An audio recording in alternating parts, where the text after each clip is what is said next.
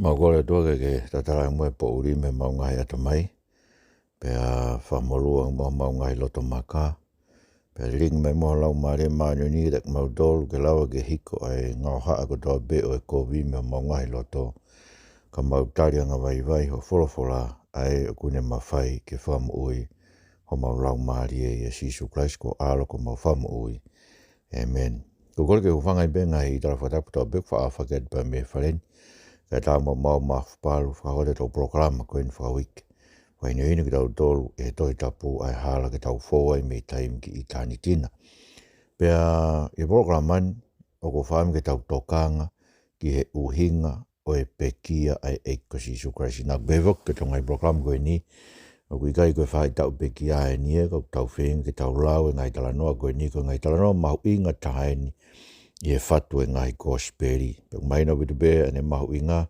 Koe uhi he kuwhai kiki o pito e talanoa no ngai gospeli. Tau nofo e gospeli a maake. I mea bango ko he kupure i ki tau tolu ia he ngahi lau whakatohi mahina ai kau kristiani. O tau toki o mai ai be o nofo he ngai talanoa koe ni whai tau pekia. Pea togua koe toe ngai o e tau ki tau hanga noa ki tau tole ngai meake. Ako whaamau i he toenga e tau ni, tau hanga taha be ke talanoa koe ni, o e teo e pekia, pe mo e te rio, pe mo e toe tua e ekosi sukrasi. Mau toe tau fui programa e tolu pe wha i he talanoa koe ni, tau whaosiosi a kia ho tau ni, tau kamata atua i pe tau toki hoko toi pe ai tau talanoa. Koe hi e kumahu inga, ke te tau tolu kau kristiani ko tau mo ui anga. Ai pekia a tau eikosi sukrasi. Koe koe konga koe te tau tokanga ki ai, me wholofora ko maake vai taha whaaba koe vesi nima tolu, o rere ai pe ke vahe taha nima vesi wanoa. Pea wei ai mea e nima ko whaam ke taranoa tuai i he programani, koe uhinga ia o e pekia ai eikosi sukrasi. Pa koe ngahi mean ko toa be, unau whekao ako toa be mono whakakakato o e tohi tapu, he bau di mo manatu ki he o mai goe e kau mea ke puke a sisu. Hau hono lawa ki mo ki nau tolu ke puke a sisu. Pea nai rea sisu ke te ki nau tolu. Pea hanga mua mi ke puke au mo here tā mo e a kau hange hakai haa. O kui he whare lotu lahi mo ki mau tolu e ako toa beo whai ako naki ai. Kai te mo puke au. Pane behere pane whakao si. Kā kua pau ke whakamo oni. Ai ngahi tohi o e tohi tapu. Aia, kono mo niko pekia e kosi sukrasi e mahino peke te tau tolu. O ka pai mahino ke te tau tolu ai ngahi tohi o tohi tapu o uhinga me ai. Ne whaka uhinga me ai ai pekia tau ki koia. Koe poini rangi upeheni. Nai pekia e kosi sukraisi ko hige ne holoki hono sino koe tempare o Otua. Ka ne langa ki tau tolu ia te ia. Koe ke ne hoko koe makaturiki tau olunga. O ne langa hake ki tau tolu ia te ia koe tempare tapu. Koe tuunga taura eiki maa oni te tau hoko. Koe temparea o Otua. Koe feitu uia, whaia e tau whiohi mo tau Otua. Rotonga e tau heni. Pau haia vai tā whaa, vesi ni matolu ke ni mahi wātu kaulau atu. Me pāki motua. Pena nau tatake atu a sisu ke taura eiki lahi. Pena whakataha moia kau taura eiki lahi ko toa pe, me mātua, me kau tangata e tohi tapu. Mui mamao atu ke te ia apita. E whare o taura eiki lahi. Pea no wheo me kau tamai eiki o ne mu i awhi. Pea kumi he kau taura eiki lahi me kau whamau ko toa pe a whakamo oni kia sisu ke nau tāmate ia kana i kai mao. E nai whakamo oni loi ke te ia e tō lahi. Kana i kai whai tatau ai nau whakamo oni. Pea tō hake hani ihi o nau whakamo oni loi ke te ia o pehe. Nā mau whanongo ke ne pehe. Te uweteki a wharelotu lahini. Ko ngauhia ki ai nima. Pehe aho e tōlu. Te ulanga ha wharelotu kehe. E i kai aki ai nima. Kana i kai whai tatau foki e nau whakamo oni. Korohora toni o tau eiki whawhetai begi atua. Aia, na nau whakamo oni loi ki nau dolo koe uhi, na nau whakaukau na tolu koe uhinga o e wholofola a sisu ke veteki o e tempare, koe ne talanoa ke tempare na tu i Jerusalema. Na kai uhinga sisu i ke e tola mai sione ke te tau tolu, ia sione wahe wa, vesta haiwa ke wataha, koe uhinga ne wholofola ana ki hono sino, tene veteki whare ko ia, he koe uhi koe whakakaukau koe o e tempare koe whetau laki anga o e tangata pa moe Otua. Koe whare pe ia taha I mamani, na hanga he Otua tuuni te unofo ai. Osi no langa I Solomone, pe a loto Solomone o kore ke Otua, fusi si pango ki whare ke a whio ai, a honu hua wha. Pe a tari rewa he Otua iyo, te utuko hua wha ke a whio whare. Poko whare beta, kono moni ko te utou rea pe wikai ke a whio Otua ia whare loto. Ke whare loto ko whamalu malu uha pe ia. Wikai a whio Otua ia ha tempare kulanga e tangata. Ko hui ko ngahi Otua ai tori pe me ngahi Otua mate. O kia hana ngahi tempare I mamani. Mega na winga kia si isu, ko ono sino ko tempare he ko Immanuel ai. Ko Otua ia ko te tauto. Ko tempare, ka bauna ke whiwhi loak me Otua au pau ke tu ko alu ke tempare. Ka ke ala tuko ka pau ko e tangata siu koe, pea te ke hua tu peo ngata he loto a e kau tangata siu. Kai alo e kau riwai me kau taula e ki. Paka taula e ki lahi tō tahape na e ngofua ke hu ke ao o Otua. O whi loak me Otua tō tahape tau. Aho ko ki loko e ahe whakarerei aho ngofuru me mahi na hano fitu. Musiang, whare koe nei pē koe whare tau taulake mo tau Otua. Koe kia whare koe ni hanga whakawhi ki tau tolu ke tau. Koe ki tau lau tolu o whi taulake mo tau Otua. Tamarewa si isu te holoki ai whare koe ni. He ko si isu koe awhio angai Otua, koe Otua e koe te tautolu, koe whawhetau laki mai ia ki te tautolu aho tau Otua. Tangata kakato, Otua kakato, ko Immanuel ia, koe Otua e o koe te tautolu. Ko hinga sisu te uholo ke whare koe ia. Koe hinga hano holo ki he ne whakawhisi ngai e kau tangata koe na hanga he Otua whakotu koe kau langa ia e tempare. He ko Israeli ko nau whatongi ko nau tona e tonu ke nau langa e tempare. Nau tonu hanga whakotu e tempare koe whetaula ke anga ia o e Otua mo ha tangata. Ka ku nau whakawhisi ngai nau tolu ai makaturiki. Nau tolu tutu ke kolosi. Pe hanga rewa he Otua ia whakatoetu. Hoko rewa si Isu Kraisia koe maka. Turiki tau olunga ia. Langa hake rewa ki tau tolu e tala mai pita ke te tau tolu ngai maka mo ui o ki tau tolu. Langa hake maka mo ui ko Krais ke tau hoko koe kotong maka mo ui. Koe tempare tapu o e Otua koe whare whakalau maarie. Ko ki tau tolu koe tuunga taula e ki maa oni oni. Tau atu e wheilau lau whakalau maarie ki o tau Otua. O whafo i he eiki ko si Isu Kraisia. Musio koe uhinga ene pekia. Koe whamoni loi na whahe kau tamai koe ni koe uhina na whakakau ki nau tolu. Koe uhinga si Isu tene holoke whare koe na tu. Na langa e selui pēperi pe whakarerei he king he lota koe lahi. He tau e whangufu maon. Koe naka ke uhinga si Isu e ke whare koe ia. Uhinga si Isu e he koe whare koe ia. Koe papa whakahino hino pe ia. Kia si Isu koe tempare to tonu ai Otua. Ko ia e tempare. Ko ia ai Otua whetaulaki anga e Otua mo tangata I he sino o si Isu he ko si Isu e tempare. Whakakakato e misiona e tempare. Winga e nerea kou peku I heni hamea ulahi ange e tempare. I heni hamea ulahi ange e Solomon. I heni hamea ulahi ange ia I he kaupalofita. Ego ne uhinga he koe Otua ia. Whakawhetaulaki mai ke te tautolu. Pako ne uhinga ia ne pekia. Whakakakato e lau koe na whai a hake ai wahi ua ves fitu ke hiwa. O manatu hake ai koe tahe kau profita koe I hei whok e whakahe. Na whok e whakahe pia naulanga e whare koe tempare hono wā. E na langa e selui pēperi. Pia na nau sio nau tau ki au nau whetangi koe hui nekai ke mau e whare koe ia. E langi e whare koe aina e langa e Solomoni. Pia ikai ngatai kai ke au sia e whare koe ia. E langi whare koe na tala e iskeri vai whanoa ke vai whāwalu. Pe tāngarewa, horewa e Otua e hake ai kau palofita koe o e osi hiri e whoke e whakahe. Te utoi lulu I ngahi pure anga mo nau ngahi koloa ko toa pe. Pane behe koe siriwa mo e koula o kua aku ia. Pa koe ni koe wholofola I na Sihova e ngahi kautau. Koe langi o e whare koe ki mui. E laka ngia e langi. O e whare koe ni. Ego ni uhinga e whare ki mui, ki e whare koe ni pekia e ko si Isu Kraisia ka langa. Ko e whare kakai, e so koe langi e whare. Ko ki tau tolu koe tunga tau e maarion, o pau tau maarion ka inga, o ku tau ke maarion e tau lea, tau whakaukau e tau ngāue. Tau ke kehe tau mo rea, ai palofita ko maika, ke tau uomi pe mo e tau ngahi whei lau ave ke tau Otua. kai mamao e tau mo ui me Otua. Whimahi Otua e tau mo ui. Whimahi Otua e tau mo ui ke tau mate ki e mo ui whai to tonu. Whimahi he Otua e ke tau a ewa moia i anga vai vai. Tapa ko toa pe o e tau mo. Mosio, kono uhinga e ko ki tau topa ko tau whilau lau whakalau maari e watu. Ko ke tau te whai te whilau lau whakamonu manu osia ia Christ. Whilau lau tau ko tau longu tu whai ke tau whawhetai. Tau ongo ni mau ma teu ke whaafoaki. Ko tau loto ko whatapu ia Christ. Ko tau ata mai whai e pia no whakafo o ku atu ho tau sino ko toa. Ko e whilau lau ke tapu ke Otua. Ko no whaka e loto ia tamu. Ko hui he ko langa ki tau tolu he maka mo ui ko Christ. Uhinga ne pekia. Ke ne hoko ko e maka turiki tau olonga. Langa ki tau tolu ko e tempare tapu e Otua.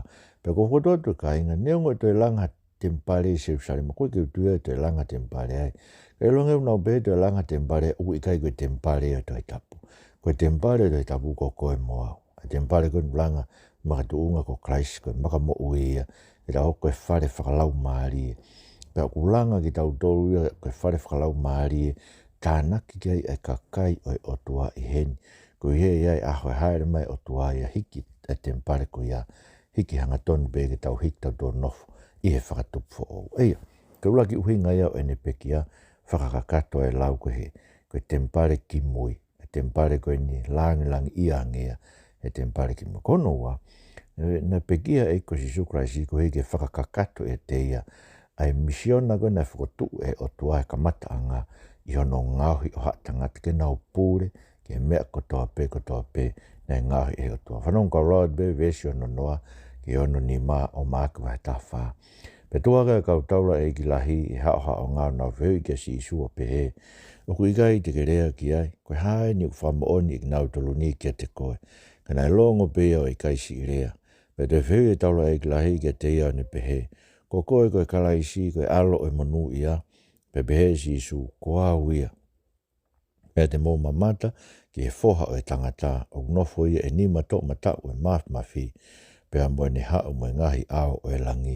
Pe toki hae e taura e ki lahi hono kofu o pe he. Koe uma ma kau whamo ni ke.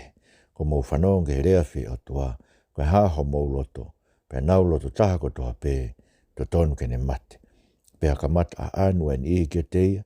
Pea ke ufi hono mata. O tā ia. Pea nau behe ke te ia ki kite. Pea sipi ia he kau tamau e ki ake honau afni ma. Rura tonu ia tau e ki. Pawhetai bigi Otua.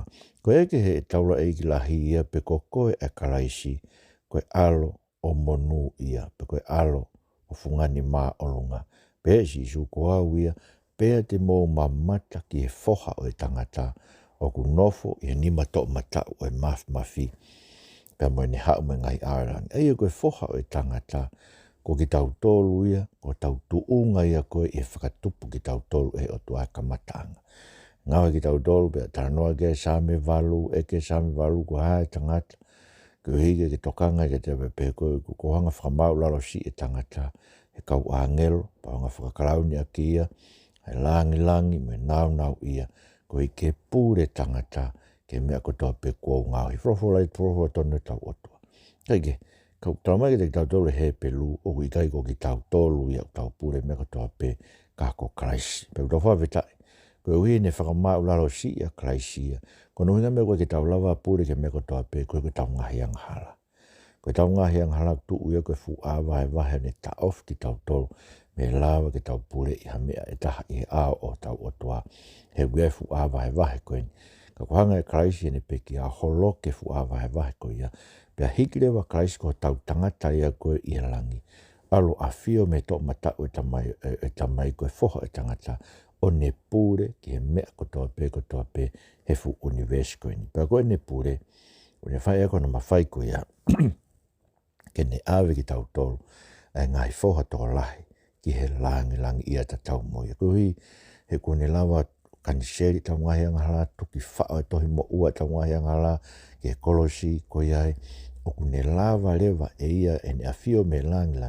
O mea ka mena e ngahi tau tolu ka mata anga, pe anga he toa tāpua ki tau tolu, senes wa ua ki, vesi wa valu, ne tāpua ki, mo whakatolahi, pa mo whakawhonua mamani, pe mo pure ia, o mo pure ke ika o tahi, ke manu puna o ata, ke manu totolo o whanua. Ka koe ke tau lau tatoa pūre ke meta. Whawhirai koe tangata koe ni pekia eiko si suklaisi, pēr whakatoe tuu ia. Koe i ke whakakakato e te ia e misiona na whakatuu e o tua whakatupu ke pūre i a tangata. Ai mea kotoa. Pagusio, koe gene pūre i be ia maana pe, ka kune pūre ia maa tau tolu hono kakai. Koe gene awe ki tau tolu, whakakau ki tau tolu, ngaho ki tau tolu he i mistoi whakatuu fo ou e te tau tolu, ai i miskoe o tuana e more. Me te hanga whakatuu fo ou e te tau tolu, me ngaho ki tau tolu, ke tau asi li hoko ke ono i misi. Koe hui ke hae e te tau tolu, hange koe ulo koe e mahina, e tapa mea e huelo o e laa. O behe ai ulo atu e te tau tolu, e tapa mea e huelo e foha o e tangata. Ai e ko tau tangata e langi ne a fio ma tau tolu, ne pūre me koto. Pika inga pau pūre he tau o tuake mea koto ape. O tau mo ke tau toke tau falala ke te. Name ngai kovi koe mo ui tau kore ke tuake ne liu mo ka ngai mea kule lei. Ia ngai whihala ke tau mo ui ko hiri ko i kai ke tau tue lava liu. Tau kore whamore more ke o pa tau kore ke tuake ne hanga mo liu ia ko ngai mea e kaure lei ki hono pūre anga. Koe e ku pūre o tua he mea kotoa pe pūre ko tau tangata. Pako meu tau whiawhia he pūre ha tangata ma tau tolu. Ko he ni aus ahi ia tau ngai ahi anga. Ai kai hani anga hala. Pea o ku malawa e ia ki tokoni ki tau tolu. Peko hinga ku ukea ki tau tolu e toi he pe luwa he wha. Unu atu mahalohi ke taloni o keresi. Kore ha keresi mo mesi ke tokoni ki tau tolu tau vai. Ko he tau mau ilangi ha taula e ki lahi. Ko e foha o e tangata. A fio me ni mato o matau e mafi. Pe au ku hau e mai ngahi ao e langi. Ko he ko e ku whakanofo. Whakatau ke tāniela vai fitu. Tā tolu me tawha. Kene pūre ke universi. Ko ni kono tolu. Kai ngata pene pekia ko ke langa haki tau tau ke tempare fo ou o Otua. Ko tempare whakamui o Otua. Kai ngata beho no ua ko ne pekia ko ke whakakakato. Ia te ia ai misiona whakatupu. Kana ne pekia. Koe uhi koe tangata, wharenga mamahi mo e ehi mea ai kakai, koe ui kene a e tau tea o e tau ngahi angala. Whanonga koe mea ni koe nai hoko no whakawhisinga ia e pita, koe tangata e niena e tonu pe ia, o stara mai bege te tau tole a siani matolu, kua pau ke whakawhisinga ia e maamani, koe koe ke aha mea ia taha ia te ia, kene tohoake e tau tokanga ke te ia, ka koe whaia e Otua no li whake te tau ngahi mamahi, tau ngahi mahaki, a tau tea whakamerino, a tau ngahi whamala ia, o pau ke hiri aki he whawhisinga i he tangata kotoa pe, koe ka ne fua toko taha tau ngahi ia, ka lawa ki tau ilo, ko iai eni e te tau tolo whakamore tau ngahi angala. Te ulawa me vesi no ke fitu wa o maa ke vai tawha. Pege i nofo a pita he whare i lalo, ni hawa e whine kaunanga e taha e taura e kilahi, pene mamata ki a pita ku ne na ne sio ke te ia mo ne pehe, taha ko koe whoki nā ke ia si isua Nasareti, kāna e whakawhisi ia o pehe, kui kai te ilo ia, pe kui kai te ilo a ia u gerea aki, pe aluia ke whare i tua, pe a uua ai moa. Pe toi mamata ke te ia e whine kaunanga, pe a kamata pehe e ia ke te kinau tolu na tutu iai, koe taha eni o kinau tolu, pe toi whakawhisi ia, pe fulosi, pe toi behe ki nau tolu nai tutu i ai kia pita. Koe mooni, koe taha koe o ki nau tolu, he koe kāreri koe, pe au tatau mo ia hoolea. Ka na kamata kape ia mo fuakawa o pehe. Ui gai teu ilo e tangatani mo urea ki ai, pe na e ua e moa ko no riu ngā wā, pe manatu a pita ki rea ai na rea aki si su ke te ia. E te gea i riu ngā ua ai ua ai moa, ka riu ngā tolu ho whakawhisi ke te au. Pea i ene manatu ki ai nā ne tangi, whorofora o tau eiki, whawhetai bege o tua aia, koe whakawhisinga pita, ko mea whokena aski ki te i eiki o ne talangi, e te kai ke tu o ua e moa, e ki tu wai e ua tu o ua e moa aia, ko wawe whakawhisinga ostu o tolu a pita e ne whakawhisinga eia ai eiki. Kono Uhinga, ko mea ni koe nai tala he whorofora, ia aisia vai ni matolu, Vestolu me wha, ko tangata, wharenga mamahi, e whakawhisinga e tangata maheni mo tau ngahi mamahi anga, ne ilo ho tau ngahi mahaki, ne hange ha tō taha, na e tafoki me ai kakai, pe ari e kina, pe whakawhisi ngai, e kai hataha tene mahu i ngā ia te ia. Ka neongo ia, ko ia, na ne fua e tau ngahi mahaki, na e hiri whaki ki te ia tau ngahi mamahi, pe na tau lau e ki tau tolu utai e he Otua, mo whakamamahi, ka na e whaihono hoka i, koe uhi koe tau ngahi anga tuu, na e laiki ia, koe uhi koe tau ngahi anga hala, koe tau tea ho tau whakamerino, ko tau tea whakamerino, na e aike te ia, pea kohono ngahi tā, ko tau whaito o he, ko tau wafe ko toa pē, o hangeha whangasipi, ko tau he ko toa pē, o aru e tau ngahi hala o ki tau tolu, kana e hanga e Otua tau tea ia, ko hia a tau tolu ko toa pē, ko aisea vai ni matolu ia, ko e vesi whaa ki he ono, mo mea ko uhinga na whawhisinga e pita, whawafonga e pita ki tau tolu ko toa pē na e pau, ke whawhisinga e eiki ia ko hi, ka ne fua ha tau ngai tau tea tau ngai, pa mo iloi ka inga, ko uhinga na whamore more tau ngai anga, ke oua te tau toi anga, ka inga, oua mo te mo nofo he whainga kresi maa, mo more ngofua ko ia ulau he kakai, whanonga mau bege pe, tau kei vai, tau kei tangata, ko e lau ia ai toko tahata e loto, ko e rea ia ai toko tahata e tui, ai pe tau kei vai, ko e rea ia ai toko taha, o kune wa inga aki ai kresi a tau Otua, ko he une pehe e ia tokua, ko e uhinga e whakamore more ai Otua, ko i ka tau nofpe tau vai, nofpe ki tau kei tangata, nofpe ki tau taefua, oua te tau wa inga ake kresi a tau Otua, ko e uhinga ne omi ne keresi o liringi mai ke te tau tolu, ke whai ho tau whakamui, ko e ke tau whakawhisi, talanuna taitusi, wahe ua ba koe vesi tahataha, ke tau whakawhisi ki he mo ui, anga ta e whakalotu, me tau turi ke ngai hori ho tau kakano, me whainga toonga mo ui ai mama koe, tau whakawhisi ki tau tolu kia, ka hanga tau whakawhisi me ngau, anga koe ne ngau e, hei kai toi hoko atu ia.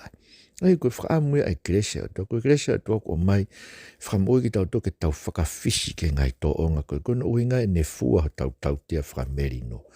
Kua whakamerino ki tau tolu mo tau Otua, koe ki tau o te tau kei nofo o whiri ake o tau Otua. He whai e tau ngahi tō o ngā kovi, ka kua whakatafoki ki tau tolu, tama e sione ki te tau tolu, sione wahe rak sione wahe ua, koe uhinga ai vete e tau ngahi ang hala, e une au ki tau tolu, ka bau kia tahu kai ke ne vete, une pehe kai ko hanga hala i, ta kune loi, tau vete tau ngahi, bere wasion, koe uhinga vete tau ngahi ang hala, koe uhi ke oua te tau kei ang hala. Pau ke whai hanga hala, pea ke ilo ko siso kraisi, ko ia ai anga tonu, ko ne whai e ia tau whakamore kainga, koe toonga mo ui e kristianeu, koe ke tau whakatonu hia e tau whai, koe ke tau be o, ko kei vai, ko kei tangata, koe toonga mo ui e tae lotu.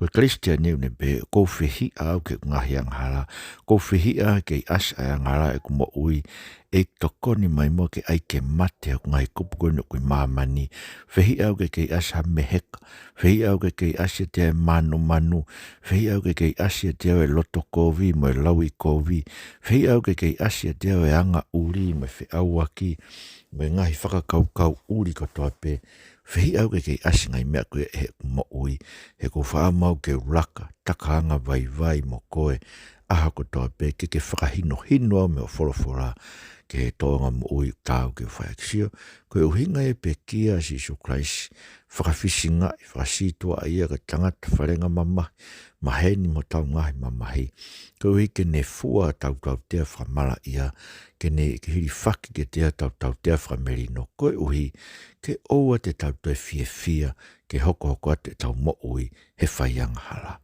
Pau beke tau kore ke toa ahako toa pe, ke ne tokoni ki tau tolu he tau ngahi vai, he ko spekia kraisia ke ave tau ngahi anga. Pau mau inga, o te ke toi nofo ko fua hia ko i ko atoe taha. Ka koe ha hia ko whai e taha. I lo i pe koe Otua te neanga whakamau ia. Iyo, moan belton ke talange, pa ko whaam ke urea ke te mo tolu ka inga, o i kai koe uhinga ai pekia a si isu koe ke tau tae whakamau ia tau ne whahako. Kau ke sio ka kowe o kau ngā api to e fumaramai a kau mea matapa ke alo lea ke to e kovi mea no lotonga. O ko le aho ni o talamai to koe ka tau ka lea ke kovi e kau mea ko talamai ke ou e whai whakamau. Na kai hanga si isu tau whai whakamau. Na hanga si isu whakahino ki tau tolu ke anga toton ke whai a ke whakamau. Koe pau ke tau lak whakamau nini tau mo ui. O koe ke tau rea ke tuku hifo, koe ke tau rea koe hui tau maa o ni hake. Ha koe tau rea koe tau whakam ke ta ofi ang hala me tau lotolotonga. Koe ke tau kei whakam ke ha i o tau lotolotonga ai tae maa o ni. Kono wha. Ia nawe begia si isu ke lang hake tau tau ke tempare whaka osi ia. Tempare whaka mui o tua. Koe ngari bene pekia ke whakatu tau tole misiona. Ano whakatupu. Inga te bene pekia koe tangata wharenga mamahi. Ia kono whanane pekia koe uhi koe tu ia o haasiu. Ae tene pure ia maamani katoa a ke sepi tau kamea. Winga ne pekia. Whanong ke taranoa make vai uraki, vai tahanima, ves uraki ke nima. Pea bongbong hake ai. E whakakau rewa kau taura e kilahi, whataha me mātua, me kau tangata toi tapu, me kau whamaagu toa pe. Pea na e hai a sisu o awe mutukuan kia pailato. Pea be pailato ke te ia koe tu i koe ka kaisiu, pea rea ia behan ke te ia koe ia pe. Pea taratara ki ia he kau taura e kilahi e ngai mea lahi. Pea toi whihu i pailato ke te ia o pe, kui kai te ke rea kia mea. Wakai ki hono lahi o ngai mea, unau whakamooni kia te koe, kāna i kaisi i rea a sisu kia mea. Pea ofo ai a pailato. Oia, koe mepena i rea kia sisu, koe eke koe tu i koe ka kaisiu. Pea rea ia pehange te ia koiape. Koiape, koe tu i ka kaisiu he tānoa sa me ua. Koe tu i ka kaisiu ko whakatu e ku tu i moonga saione ko moonga tapu. Pea ko whai ko tu ke whahatu e tu ni. He kua ne wholofola ke te ai koe rea ni e tu i o kau ke wholofola mai ai Otua. Kua ne wholofola ke te au ko ku whoha koe. Koe aho ni ko hoko ko ho tamai. Kore kia te au, pe te au ngau he ngai pureanga ko toa pe ko tofi. He ngai ngata anga o mamani ko inasi. Te ke laiki ki nau tolu a ke se pitau ka mea. Te ke haweki ki nau tolu o hange ngai pu umea. E talano ia a sa me ua, pe si no gewa. Iyo, koe tu ia ka kaisiu koia pe. Koe tu ia ka kaisiu koe inga ne pekia. Koe uhi he koia ia tene hoko koe alo o Otua. O ne pure i am pure anga kotoa pe ake me kotoa ka inga mose a honi. La heo pute ngai mea don whakaha ke te tau tonu ngai pure anga e. Fu teke koe ni o ku whai koe uhi koe maa whanange tokua e atakai whiri uri waki ai ea mea fua. O hange ni ka te tau tolu hei kai peto e uha utu e hakea. Koe ke ha Otua e kene toni ki tau tolu. Tokua ka paka ke tau whai tau tolu ha mea. Ke tau fio e auen ke tau fi tau ngā ke mea lere me pensini. Tau fi me tau ngāo e ake stou kasa. E tau fi ki tau tolu me si ngai mea kone tau lava mo ui ai. He koe asenita e nia e kautu maari e ko mawhakarere a ka mamani. Koe uhi. Kautu maari e peu nau lawa whai nau mo ui. Koe ke nau ai stou kasa, nau stou uhila peu koe nau uhila. Ka koe pēkoa ke si whangi whamiri kotu mo mea ke nau whewhe stou uhila. O kai ke ha uhila. O ki uhila o ku mau. O ku mamawhano. O mau mosio ke hiki e totongi. O mau anga iwi. Ko inga wiki hiki e totongi uhila. He ku nau hiki nau tore totongi koe ni lolo mo mea ko hito kua. Ke tau pehe o ku kōwi ki whinga ke to'o. Ta ofi me te tau tolu. Ai ngāo ake ngai mea koe ni. E ka inga. O ku mea pe tau totongi ke ne whawhia maare tau tolu ke tau ilo. O koe ke pūrea mamani e ke nau mea kuwhai. Ko tau Otua. Ko sisu Christ ho tau tangata me langi. Ko ia ia o ku pūre mea ko toa pe. Pa koe tene laike ngai pure anga ko e ni. Ake se pitau ka mea. Pene behe. Hei kai tu ha mea i ata. Ko mea pe a sisu Christ. Ko ia e tu. Pene behe mau inga ke te tau tolu ia. Ke whai tau mo ui ma ai e ki e lorotongani. Pa tau kore ke e ki ke ne whakangata ngata mo e fuiwia se tane. Ko i he ko sisu Christ ko nei pekia. Ko osi pūre i mamani. Koe tu ia o Isleri. Koe tu ia ai koe nei palomes koe he Otua ka te vita. Iai hataha mi ho hako tene puri o talo ni o ta engata. Pe kono puri anga hei kai lava i ngai puranga. Ko puranga ia, ko puranga petaha e tu o lau ikong. Ko puranga lau e puranga siaina, puranga lusia, ngai puranga hau o mamani.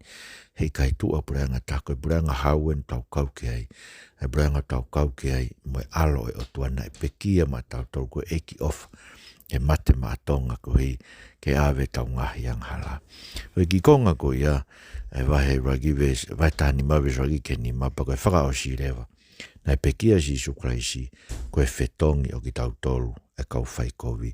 Te ulau make vai tahani ma vesi ono ki he wanoa ai au pehe. Pea koe kahatoanga ko ia, nane tukuange ai ke te kinau tolu hapo o pula e tō tah, ai e te nau loto ki ai. Pena ea e tō tah ko palapasa no ingoa ko hai whakataha mo ki nau tolu, na nau kau moia i hanga tuu. Mo nau whai e whakapō i hanga tuu. Pea ioho re o lahi ai kakai o nau kamata tala ke ne whai o hange ko e na ne whaafai ke te kinau tolu. Kana e rea a pai lato o beanga ke te kinau tolu. Ko maulo tō ke tukuange ke te kinau tolu ai tu i o kakai siu. He nane ilo koe mea i he meheka ko tukuange a ia e kau taula e glahi.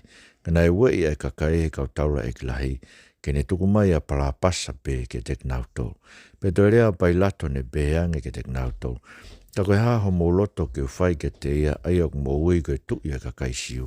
Pe nā nau toi kalanga, tu tuki ia ke akau. Pe tok be pai lato ke te kinau tolu, koe uma a. Koe haha kovi ko ne whai. Pe nā nau asiri kalanga au pito, tu tuki ia ke akau.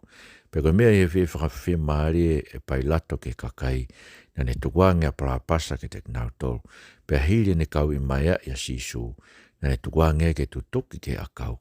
Pe nai ta taki ia e kau tau ke potu whare na e ui ke whare whaka eiki, na whakataha e kau tau kotoa. Pe nā nau whakakofu akia ai kula kula o la langa hatata aki a kau talatala o ai ke te ia. Mo nau ka mata whetapa ke te ia si oto ofa tu i ka kai siu. Pena nau tai a kia e wa akaho i hono mata o a anu ke te ia. Pea tūru tui mohu ke te ia. Pea nau manuki ia, pea nau to'o mea te ia ai kulokula. Ke ai ke te ia no kofu o na. O tataki atu ia. Ke tutuki ke akau ko whrawhra tonu tau eiki. Whawhetai bege hea tua musu ke. Na ringa ne pekia koe whetongi o tangata anga tuu. O ke tau tolu tau tuu ko tau be tu unga palapasa koe tangata tuu. Kau mau mea. Ka bauna e pekia bea si isuia koe tangata e taha. Ne kai ke pekia hono Otua ai. Ka bauna e pekia bea koe tangata kakato. Ko palapasa tō taha pe e lawa hano whamore more i ahko ia. Ka koe uhina e pekia ai a hono Otua. Na e pekia no tangata pekia mono tua. Koe misteri lahi tahai. O iau he tawhi i foe e toto mahu i ngā whau.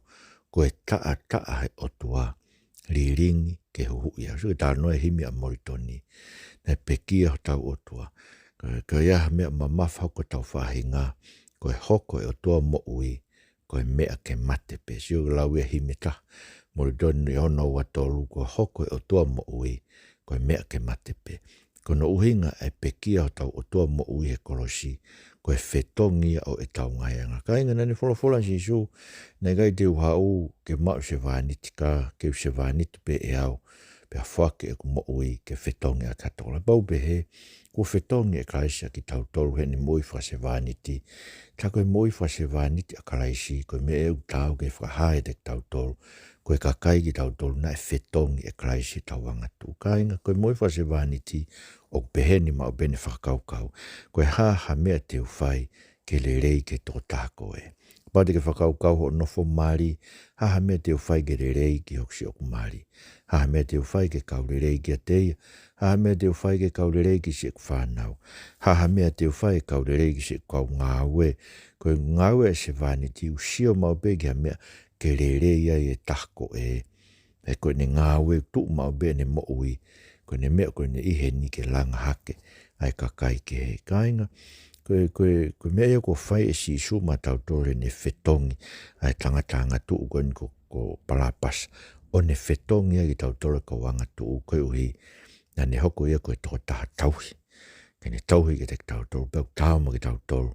ke tau ha mo makang mo ilo mo se vanity ka pai kai ke fai aki ai ofa te ke fo pe ko taimsi pe ko fai ake ofa ko madwa ki ofa mon ko ke to ke make ke ofa ko si sukulaisi ko uhi ke o ofa ke la fa more mo to ta ko man to ke taimla fai ngofo mo beta fo ke fa re ke ka no fai ma re ka te tau kai fefe ka kai no fai mai ko vi ka te tau ha me ko ke tau lava fa re ke te tau ko he fe mai fu i fa si sukulaisi ko ke tau ofa ko tau ngai fili fe mai fu i fa si sukulaisi ke te tau la fa more e ko tau fili ko ke tau ofa be ke te tau tolu fa kau ko hana harere te fai ke na sia to ta ko te mai mau kore mai no ne te mau dolo ngai winga la ko in ho pekia si su fa fetai ofa ke hare ma pekia ke ngai mau tolo ko tempare fo langa mo ke mau tolo ko tempare top tapu ke hare ma pekia whakakakato i ho afio misiona e tangata pure ke mea kotoa peba i ho pure lawa ke mau unu nuat malohi ai ke mau hakresi mua mes ke tokon ki mau to ke haere mau pekia whakafisinga e koe wau ke apita whakafisinga e koe hui hei whakeat ke te koe ho mau tau tea whakamerino ke oa mua na mau toi hoko te mau mo ui he anghala eiki ai ke mau malohi ai ke mau hoko ka kau kaua i he tui mau lava e ngai ai koe e te volo koe mea ia te koe. Ke haere mā pekia koe tui koe kausiu ke pure ia mamani. Pea ko koe o ke pure i mamani e ki ukai koe kautu maari e, o kai koe ngahi kautahala lahi koe ni teknikare, o kai koe ngahi whonua hau, mai ke mau fia he tau ke te koe ko pure a ngā e tu o ta inga. Tapena ke pekia ko mau whetongi koe ike mau hoko koe kautauhi. Mai mua ho o whaori ringi mai te mau tolu ke whai akia ai mau mui ek. Tā wake ek mai se mau whanua, tamatu e tu pou ono pe ke tani koe ni na nasi pau mai whare o tu pou. Ek pare mea no po wakau mei riku, kai mai se ne kabineti se e whare rea ma kau taki o pure ang, pe ege si ngai whamiri ko toa pe oi whanua.